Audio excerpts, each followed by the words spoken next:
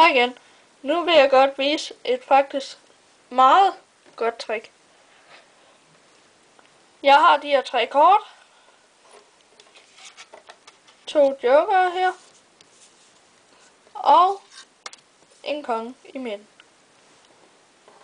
Det du skal gøre, det er at holde øje med kongen. Den er i midten. Så lægger vi den her ned. Og så kan jeg så vise dig de her. Hvor er kongen? Hvis du ser her, er det forkert.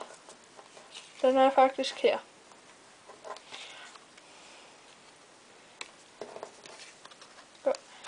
Hvis vi så tager kongen på toppen her, lægger de 3 kort ud,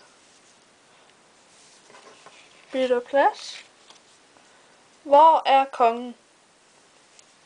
Hvis du ser her, er det forkert.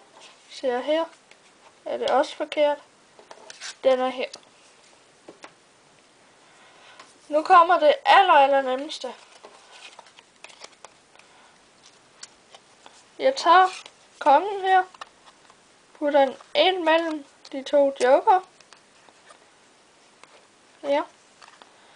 Lægger jeg de 3 kort ud.